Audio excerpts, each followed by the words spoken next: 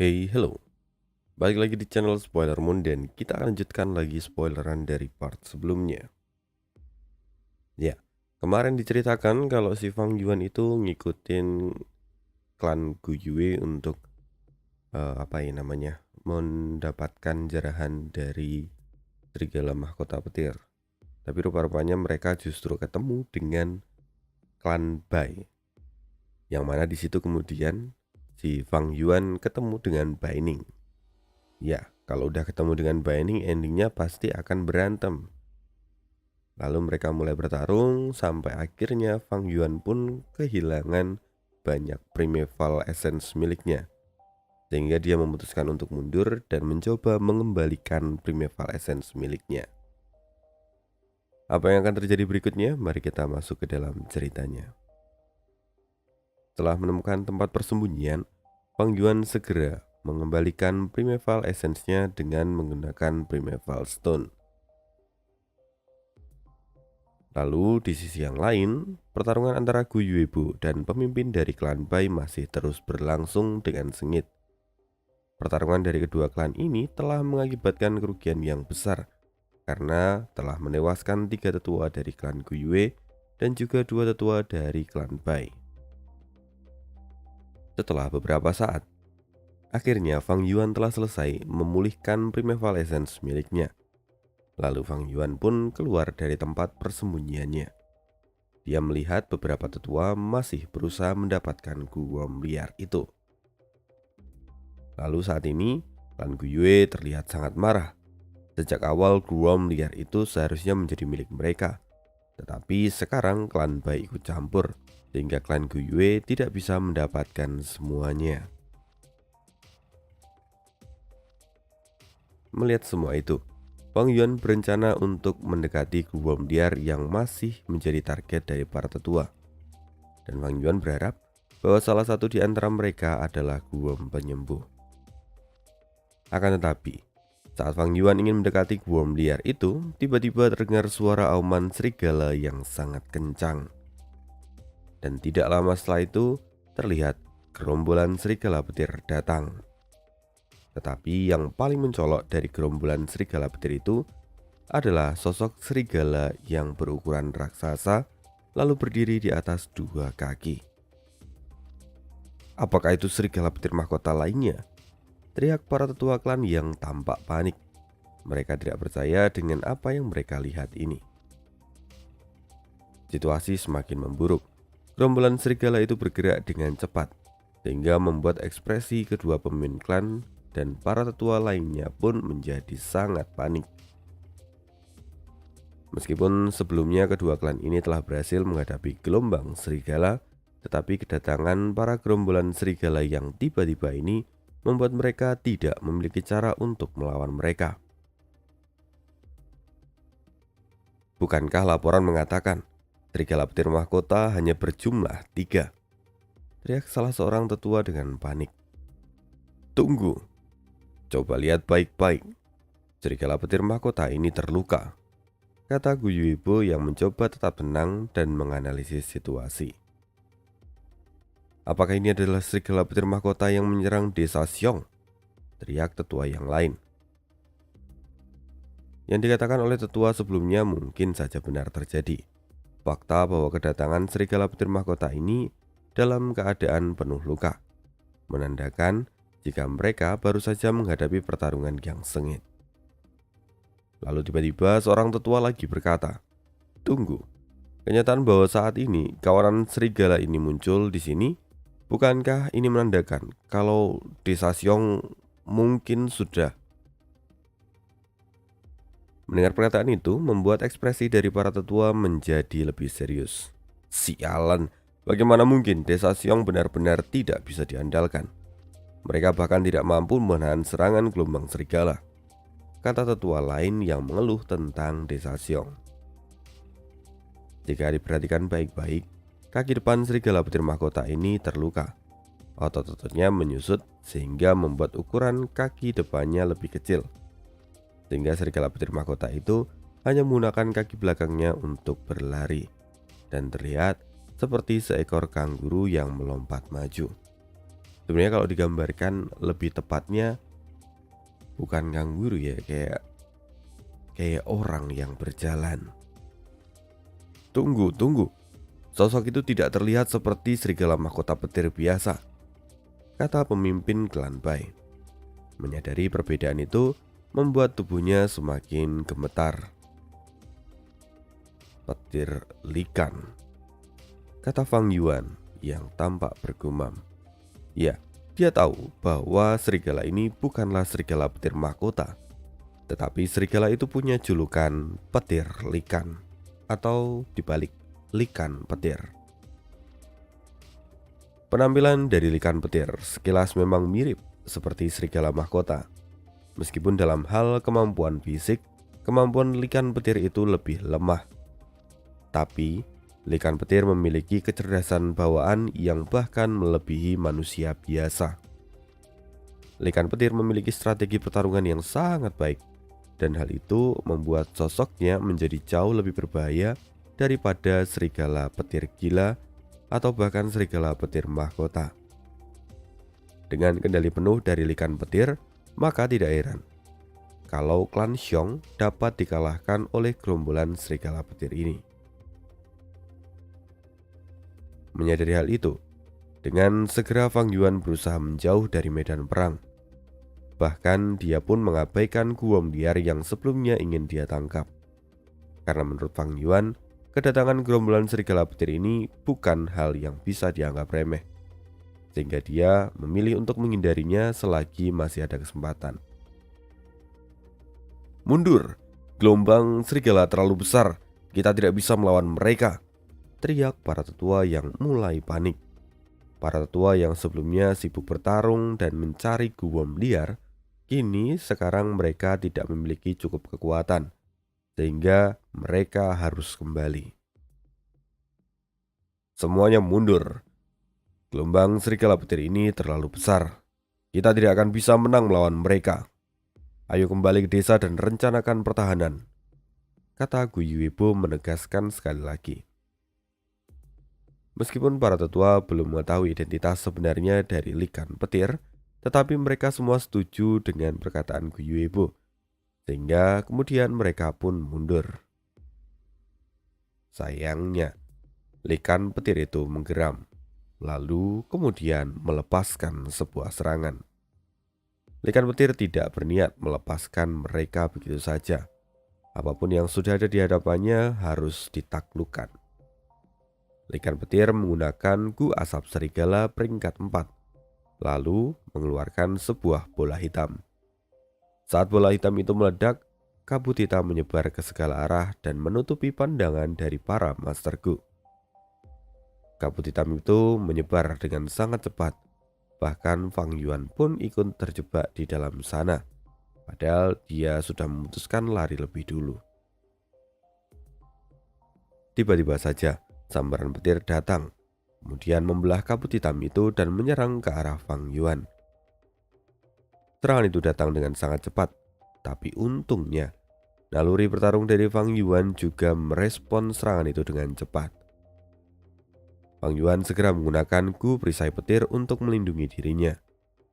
Meskipun sayang sekali, perisai itu tidak bisa bertahan lama.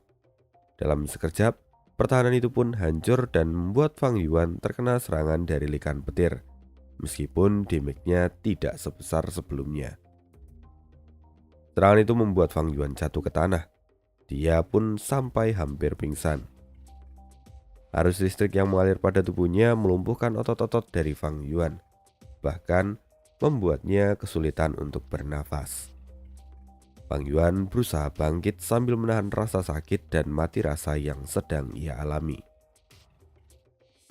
Sekarang Gu perisai petir milik Fang Yuan telah hancur, dan Gu sayap petir serta Gu kanopi langit juga saat ini sedang tidak baik-baik saja dan terluka parah karena serangan sebelumnya.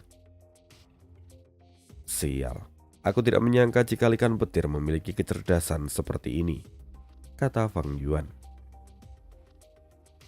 Saat ini, lingkungan sekitar menjadi gelap karena kabut hitam semakin tebal. Dalam kegelapan seperti ini, penglihatan dari para Master Gu jelas sangat terbatas.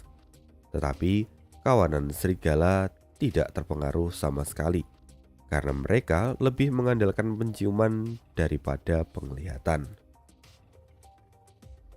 Semuanya hati-hati. Serigala petir mahkota itu telah mengubah tubuhnya menjadi lebih kecil dan bersembunyi di antara kawanan serigala lainnya, teriak salah seorang tetua. Ya, di sini mereka masih menyebutnya sebagai serigala mahkota karena mereka tidak tahu kalau itu Likan. Hanya Fang Yuan yang mengetahui identitas dari serigala petir itu. Fang Yuan sendiri juga mendengar itu, sehingga membuat dia menjadi lebih berhati-hati. Likan petir memang sangat pintar dan licik. Itu membuat dia menjadi sangat berbahaya. Serangan pada Fang Yuan sebelumnya juga menunjukkan bahwa dia tidak akan melepaskan satupun Master Gu.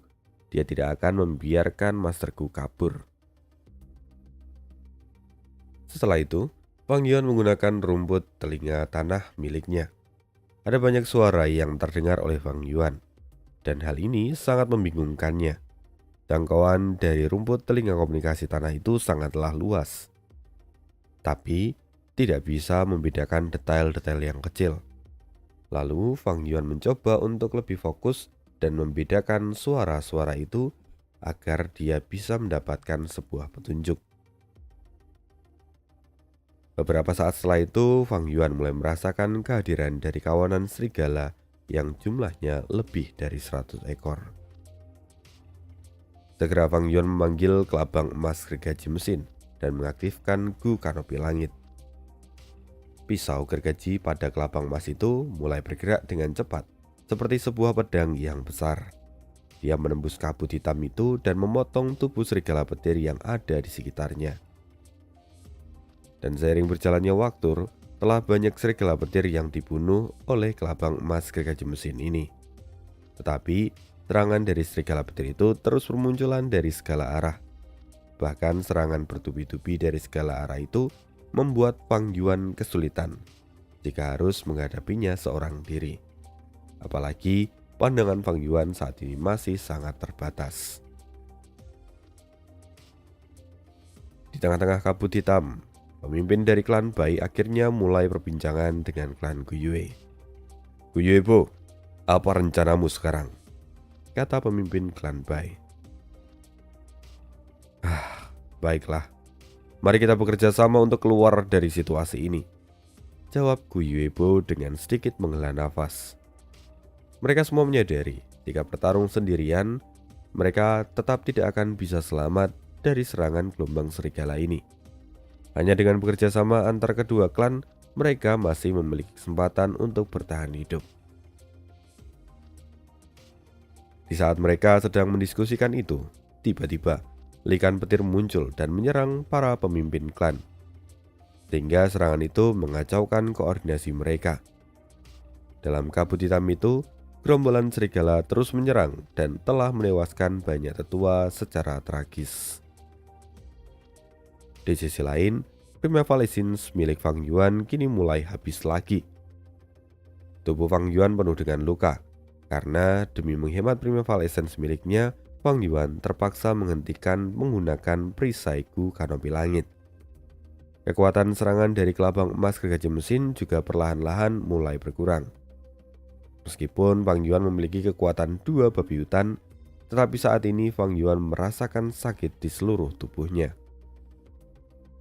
Sial, aku tidak bisa bertahan lebih lama lagi, gumam Fang Yuan. Demi keselamatan dirinya, Fang Yuan tidak ingin meneruskan pertarungan ini. Saat ini Guyue Bo dan para pemimpin klan sedang berjuang melawan Likan petir, sehingga Fang Yuan masih memiliki kesempatan untuk menyelamatkan dirinya. Dengan segera Fang Yuan pun mundur, lalu kembali menggunakan Gu rumput telinga komunikasi tanah, di mana tujuannya jelas untuk menghindari bahaya yang ada di sekitarnya. Fang Yuan terus berlari dan menghindari semua serangan yang ada di dekatnya. Akan tetapi, tiba-tiba saja pergerakan Fang Yuan berhenti saat dia melihat sosok Bai Ning di depannya. Bai Ning dan Fang Yuan terlihat sama-sama terkejut ketika melihat kehadiran satu sama lain. Tubuh Baining saat ini juga penuh dengan luka jika diperhatikan. Takdir memang sesuatu yang misterius. Belum lama ini Baining dan Wang Yuan adalah musuh bebuyutan dan ingin saling membunuh. Tetapi melihat kondisi mereka sekarang, solusi terbaik agar dapat bertahan hidup adalah bekerja sama. Bagaimanapun keinginan untuk bertahan hidup adalah naluri alamiah dari setiap makhluk hidup. Tapi sekarang Wang Yuan agak kebingungan bagaimana cara untuk mengajak Baining bekerja sama dan juga untuk meyakinkannya di kondisi ini. Tapi tiba-tiba Baining membuka pembicaraan. Aku harus mengakui bahwa kau sangat berani, Wang Yuan. Matilah bersamaku. Kematianmu akan menjadi akhir yang menarik dalam hidupku, kata Baining. Wang Yuan hanya tersenyum dan semakin mendekati Baining. Wang Yuan merasa tertarik dengan perkataan Baining sebelumnya. Baiklah, dalam tekanan gelombang serigala ini, mari kita lakukan pertarungan hidup dan mati. Itu pasti akan menyenangkan, bukan?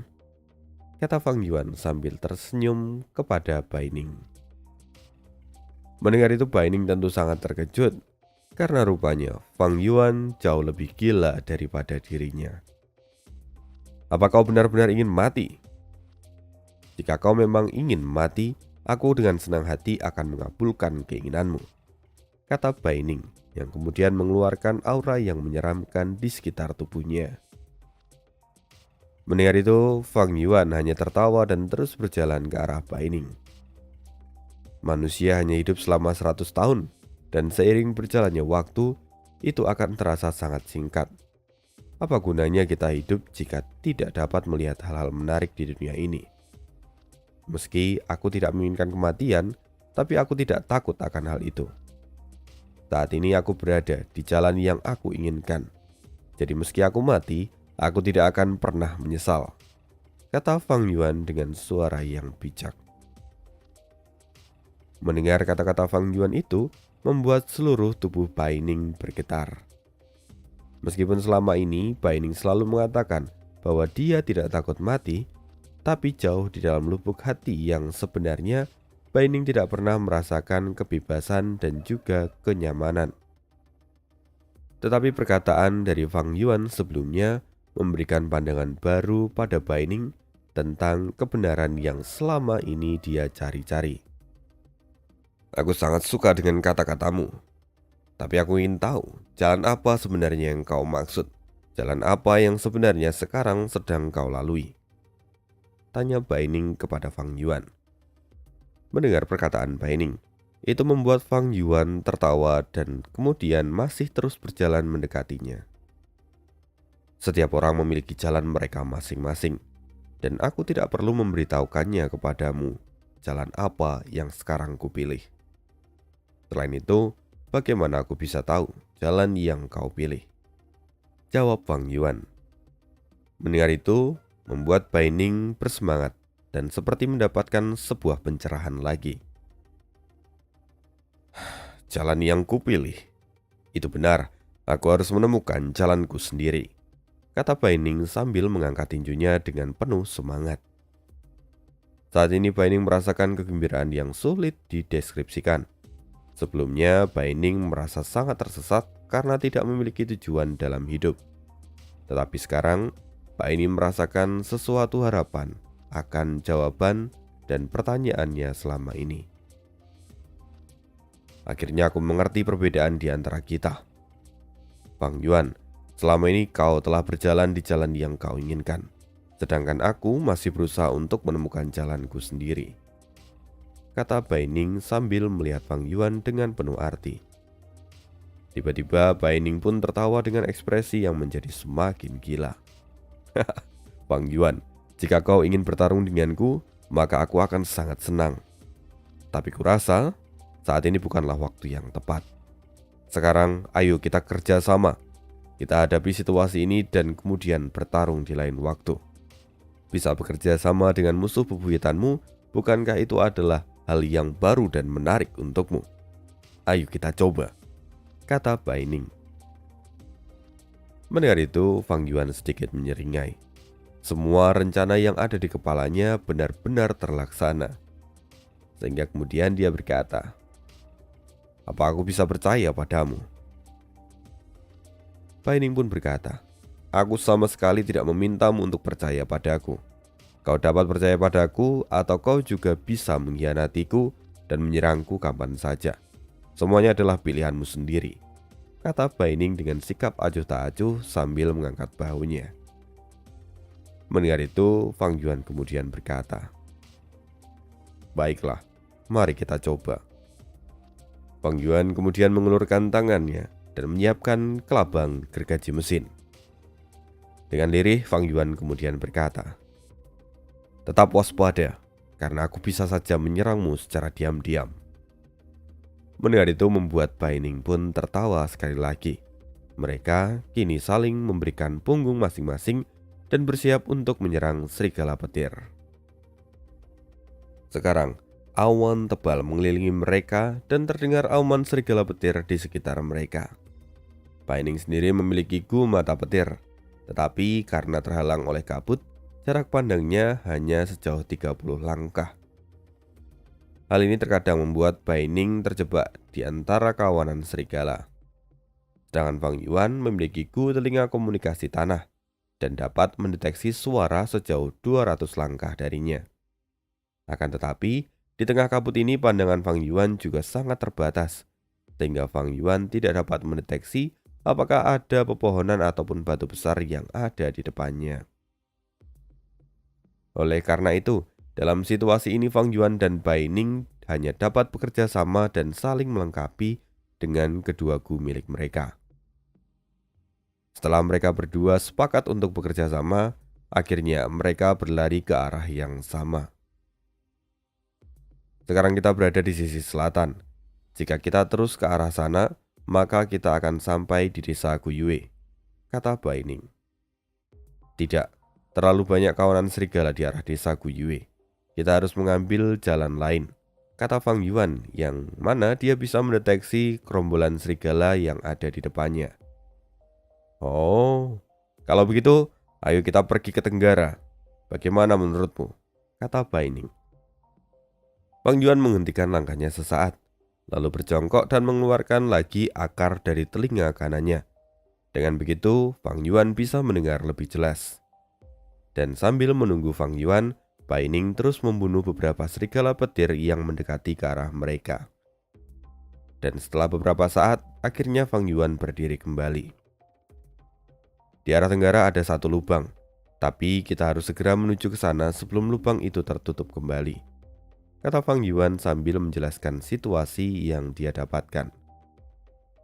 "Baiklah kalau begitu, ayo kita ke sana," kata Baining. Akan tetapi Baining tidak segera melangkahkan kakinya karena dia masih waspada pada Fang Yuan. Baining tidak ingin berlari di posisi depan untuk mengantisipasi adanya serangan mendadak dari Fang Yuan. Sedangkan di sisi lain, Fang Yuan juga memiliki keraguan terhadap Baining. Sehingga pada akhirnya mereka pun berlari bersamaan dengan jarak 5 langkah di antara mereka. Setelah beberapa saat dan berkat kerjasama yang baik, akhirnya Fang Yuan dan Baining melihat sebuah cahaya di depan mereka. "Akhirnya kita keluar," kata Baining dengan gembira. Sedangkan Fang Yuan hanya menoleh ke belakang untuk melihat kabut tebal itu, yang mana di dalamnya samar-samar Fang Yuan bisa mendengarkan pertarungan antara para Master Gu dengan kelompok serigala petir. "Ternyata bekerja sama denganmu rasanya cukup menyenangkan," kata Baining sambil tersenyum ke arah Fang Yuan. "Ya, mungkin kau benar," jawab Fang Yuan singkat. Setelah berkata demikian, kedua mata mereka pun menunjukkan pandangan yang tajam. Tiba-tiba Fang Yuan dan Baining mengeluarkan gu milik mereka dan menyerang satu sama lain. Kerjasama mereka sebelumnya tidak mengubah kenyataan bahwa mereka berdua adalah musuh. Akan tetapi pertarungan mereka tidak berlangsung lama. Niat membunuh mereka pun akhirnya reda. Fang Yuan kini tampak berdiri dan bergumam, "Sekarang kami sedang terluka parah. Dan yang paling penting bukanlah membunuh Baining, tapi lotus harta karun esensi surgawi. Aku harus segera mengatasinya selagi ada kesempatan, pikir Fang Yuan. Sementara itu, Bai Ning juga memikirkan hal yang serupa. Dia memikirkan bahwa menentukan jalan sendiri tidak akan ada penyesalan. Setiap manusia pasti akan mati, bahkan Renzu pun pada akhirnya juga mati. Jadi, selama dia menjalani kehidupan yang menarik, maka saat kematian itu datang, dia tidak akan pernah menyesal. Itulah yang sekarang terus dipikirkan oleh Bai Ning. Akhirnya aku menemukan jalan yang bisa kupilih, dan itu adalah untuk melihat kehebatan dunia. Fang Yuan, suatu hari kita akan bertarung kembali, dan aku harap ketika saat itu tiba, kematianmu akan membawa cahaya dalam hidupku, kata Bai Ning yang kemudian pergi meninggalkan Fang Yuan. Akhirnya setelah melewati proses yang sangat panjang, Bai Ning telah menemukan jalan hidup yang harus dia tapaki. Fang Yuan sendiri kini memperhatikan sosok Bai Ning yang pergi menjauhinya. Fang Yuan berpikir karena sekarang Bai Ning telah menemukan tujuan hidupnya, maka di waktu yang akan datang Bai Ning akan menjadi lebih berbahaya. Peristiwa hidup dan mati tidak akan lagi mengganggu pikiran Bai Ning, dan dia dapat menunjukkan kehebatan yang tak tertandingi dari fisik jiwa es gelap utara. Ingin melawanku nanti? Hati-hati, kau akan kecewa, gumam Fang Yuan sambil menyeringai. Sekali lagi, Fang Yuan menoleh ke arah kabut dan dia merasakan pertarungan yang ada di sana. Likan petir ini sangat sulit untuk dihadapi. Bahkan, dia jauh lebih sulit daripada serigala petir mahkota. Hanya dengan kekuatan saat ini jelas sangat sulit untuk melawannya. Kecuali jika klan Bai dan klan Guyue bersekutu untuk menyerangnya, atau ada Master Gu tingkat 5 yang datang untuk membantu. Selain itu, keadaan Gunung Qingmao akan ditentukan oleh pertarungan kali ini. Jika Guyue Bu dan pemimpin klan Bai tewas, maka seluruh Gunung Qingmao akan menjadi wilayah kekuasaan serigala petir. Tetapi, jika likan petir ini berhasil dibunuh dan situasinya bisa membaik, maka klan akan menyelesaikan permasalahan internal mereka dan akan melanjutkan penyelidikan pada diriku. Fang Yuan tampak merenungkan kemungkinan yang akan terjadi di depan. Dan apapun hasilnya, maka semuanya tidak akan menguntungkan dirinya. Sekarang aku harus pergi. Setelah kembali ke desa, aku akan mengambil lotus harta karun esensi surgawi.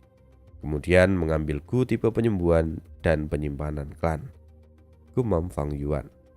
Setelah itu, dia juga memutuskan untuk segera meninggalkan Gunung Qingmao dan kembali menuju desa Guyue.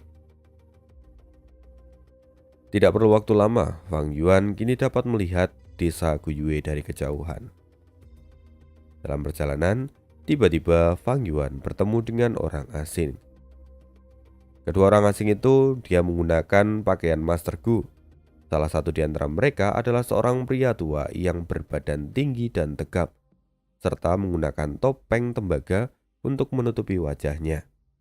Di samping pria itu, terlihat seorang pemuda yang tampangnya sangat cerdas. Pemuda ini masih seusia dengan Fang Yuan, tetapi dia sudah menggunakan sabuk plat perak yang bertuliskan peringkat 3 pada seragam Master Gu miliknya. Pemuda itu juga memancarkan aura tajam dan profesional. Jelas dia bukanlah orang yang dapat diremehkan. Setelah memperhatikan detail-detail lebih kecil, Fang Yuan akhirnya menyadari bahwa jika Master Gu itu adalah seorang gadis, jadi bukan pemuda. Meskipun Fang Yuan tidak mengenali gadis jenius ini, tetapi Fang Yuan mengenali sosok pria paruh baya yang ada di sampingnya. Pria itu tidak lain adalah Die Xueleng, seorang Master Gu peringkat 5, seorang penegak hukum sekaligus penyelidik nomor 1 di perbatasan selatan, yaitu penyelidik ilahi Die Xueleng. Die Xueleng selalu menegakkan keadilan secara adil dan tidak memihak siapapun. Banyak pengikut jalur iblis telah ditangkap olehnya dan juga banyak orang jahat yang telah dihukum olehnya. Dia telah membangun reputasi yang sangat tinggi, dan berhasil menyelesaikan banyak kasus di seluruh perbatasan selatan. "Adik kecil, tolong tunggu sebentar," kata Xie Zueleng kepada Fang Yuan. Meskipun Xie Zueleng memiliki reputasi yang bagus dan seorang Master Gu peringkat 5, tapi sikapnya tetaplah sangat sopan dan ramah. "Melihat kondisi dari junior yang penuh dengan luka ini, dan kamu juga sangat terburu-buru. Apakah pemimpin klan dan para tetua lainnya sedang dalam masalah?" tanya Xie Zueleng. Mendengar pertanyaan itu, dengan cepat Fang Yuan pun mengubah ekspresinya. "Senior, siapakah Anda? Bagaimana Anda bisa mengetahui situasi saat ini?" "Sekarang kami sedang mengejar gerombolan serigala petir mahkota. Kami mengalami kesulitan dan bertemu dengan likan petir. Kemudian saya bergegas kembali ke desa untuk meminta bantuan," kata Fang Yuan yang tampak cemas. "Aku adalah Xie Zueleng, sekutumu. Aku baru saja dari desa Guyue. Junior, kau tidak perlu kembali ke desa untuk meminta bantuan. Aku akan membantu semampuku," kata Xie Zueleng dan kemudian mengambil inisiatif untuk membantu. Di sisi lain, pertarungan para tetua melawan likan petir masih terus berlangsung. "Sialan, aku tidak pernah bisa membayangkan jika aku akan mati di sini," kata Gu Yuibo yang mulai putus asa. "Cih, bahkan jika kita mati di sini, kita tidak dapat membiarkan likan petir ini melarikan diri begitu saja," jawab pemimpin klan Bai. Kabut masih terlihat tebal.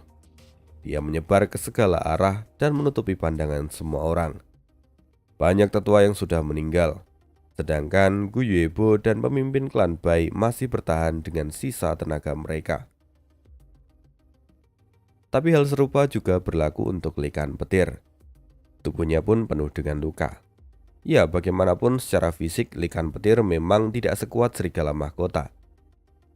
Dia hanya cerdik, sehingga dengan kemampuan fisiknya ini pun dia masih bisa mendesak para pemimpin klan. Semakin lama para pemimpin klan semakin putus asa. Tapi tiba-tiba terdengar suara bergema dari kejauhan. Kemudian dari sana terlihatlah sosok yang bergerak dengan sangat cepat. "Siapakah senior ini?" tanya kedua pemimpin klan secara bersamaan. "Aku, Xie Zueleng," jawab orang itu. Mendengar jawaban itu membuat kedua pemimpin klan sangat terkejut. Pemimpin klan Bai tidak menyangka jika sosok Xie Zueleng akan hadir di medan perang seperti sekarang. Sedangkan Gu Yuibo yang mengetahui alasan kedatangannya pun merasa senang. Lalu dia berkata, "Jadi Andalah sang penyelidik ilahi," kata Gu Yuibo. Saat mereka masih bicara, gerombolan serigala tidak membiarkan mereka begitu saja. Mereka pun kembali menyerang. Melihat itu, segera Xie Zueleng mengeluarkan gu miliknya. Aura menyeramkan yang dipancarkan oleh Xie Zueleng segera membuat gerombolan serigala petir itu tidak berani mendekat. Lalu setelahnya, likan petir pun mengaum dengan suara yang kencang. Dia mencoba memerintahkan gerombolan serigala petir untuk tetap menyerang. Mendengar auman itu membuat Xie Zueleng semakin marah. Lalu dia pun mengulurkan tangan kanannya dan mencoba untuk menangkap likan petir. Dengan menggunakan gu peringkat 5 miliknya, gu itu mengubah tangan kanan Xie Zueleng menjadi ukuran yang jauh lebih besar dan berwarna hitam seperti besi. Likan petir berusaha untuk melepaskan diri dari genggaman Xie Zueleng. Dan setelah berhasil meloloskan diri, likan petir itu mengalami luka yang sangat serius dan hampir seluruh tulangnya hancur. Akhirnya likan petir tidak berani melawan Xie Zueleng dan memilih untuk melarikan diri.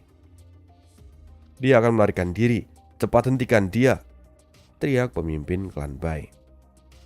"Penyelidik ilahi, mohon bantu kami untuk menyelesaikan pertarungan ini," kata Gu Yuibo sambil mengepalkan tangannya. Akan tetapi Xie Zueleng tetap diam di tempat dan hanya menggelengkan kepalanya. Tidak lama setelah itu, Fang Yuan dan gadis muda itu pun akhirnya datang ke medan perang menyusul Xie Sueleng. "Ayah, apa kau baik-baik saja? Mengapa kau melakukan ini? Lihat tanganmu sekarang terluka," kata gadis itu dengan kesal pada Xie Sueleng. Dia pun segera ingin mengobati luka dari ayahnya. "Tidak perlu khawatir, Ruonan. Lukaku ini akan segera pulih," kata Xie Sueleng yang menolak pengobatan dari putrinya. Melihat itu membuat kedua pemimpin klan menjadi sangat malu. "Penyelidik ilahi, Anda telah menyelamatkan kami, bahkan sampai tidak mementingkan diri Anda sendiri. Kami sungguh sangat berterima kasih, dan kami tentu akan mengingat semua bantuan ini." Kedua pemimpin klan mengatupkan tangan mereka dan mengucapkan terima kasih serta memberi hormat. Setelah itu, pemimpin klan Bai kembali berkata, "Tuan penyelidik ilahi, sebagai rasa terima kasih karena telah menyelamatkan hidup saya harap Anda bersedia untuk datang ke desa Bai. Saya tentu akan melakukan yang terbaik dan membalas budi Anda." Tapi Gu Yuebo kini tersenyum. Dia kemudian berjalan ke depan lalu berkata, "Saya tahu bahwa Tuan penyelidik ilahi datang ke sini atas permintaan dari Jian Fu untuk menyelidiki kasus pembunuhan itu. Oleh karena itu, klan Gu Yue kami akan melakukan yang terbaik dan bekerja sama dengan Anda." Ya, di sini Gu Yuebo langsung mengetahui tujuan asli dari Xie Sueleng. Dan sedikit informasi untuk mengingat kejadiannya bahwa Jian Fu itu adalah seorang Master Gu dari perbatasan selatan. Jian Fu adalah tetua dari klan Jia dan juga yang memimpin karavan pedagang sebelumnya, yang mana dia mati di tangan Fang Yuan kalau kalian ingat. Mendengar apa yang dikatakan oleh Gu Yuebo sebelumnya, ekspresi dari pemimpin klan Bai segera berubah. Sedangkan Xie Sueleng sekarang tetap tenang lalu dia berkata, "Begitulah niatku datang kemari. Tetapi yang akan bertanggung jawab dalam penyelidikan ini adalah putriku, Xie Ruonan."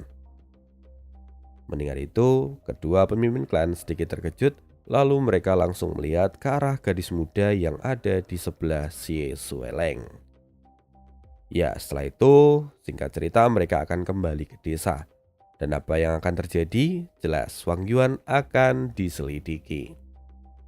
Kita akan lanjutkan lagi di next video. Thank you dan bye.